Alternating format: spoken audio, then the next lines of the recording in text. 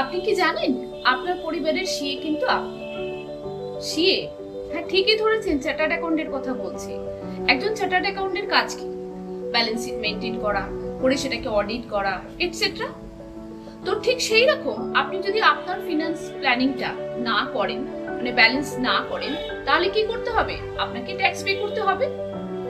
আচ্ছা, এখনো বুঝতে অসুবিধা হচ্ছে? আর একটু সহজ করে বলছি। আমাদের শরীরের সিএ গুলো, অসুবিধা হচ্ছে বুঝতে? লিভার, লিভারের কাজ কি? হজমে সাহায্য করা, বিভিন্ন প্রোটিন উৎপাদন করা, আর অনেক কাজ আছে, সেগুলো বায়োলজিক্যাল ব্যাপার, তাই তো?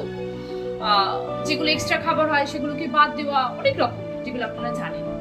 তো তাহলে লিভারের যদি এই কাজটা হয়, যদি আমরা প্রতিনিয়ত অয়েলি ফুড খাই, তাহলে কি করতে হবে?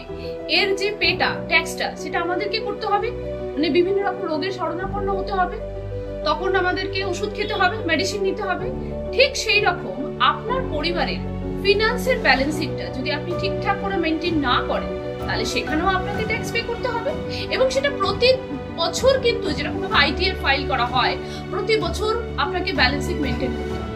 ফর এক্সাম্পল, আপনার বাচ্চাটা এখন ছোট আছে, বড় হয়ে যাচ্ছে, যদি ওর এডুকেশন প্ল্যানিংটা আপনি না করেন, তাহলে পরবর্তীকালে এডুকেশন লোন নিতে হবে।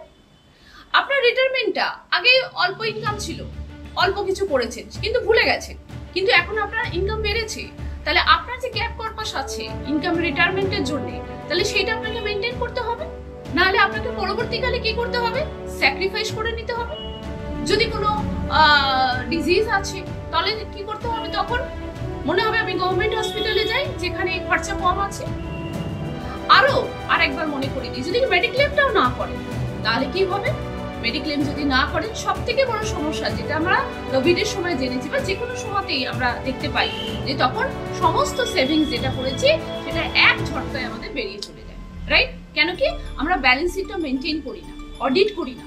তাহলে এবার নিশ্চয়ই বুঝতে পেরেছেন। এবং তাহলে আজই যান বাড়িতে এবং নিজের ফিনান্সের যে অডিটটা করে ফেলুন, ওকে? আর ব্যালেন্সটা ঠিকঠাক করুন, না হলে কিন্তু পরবর্তীকালে এর পেটা আপনাকেই করতে হবে, মানে ট্যাক্স পে করতে হবে। ওকে, থ্যাংক ইউ, নমস্কার।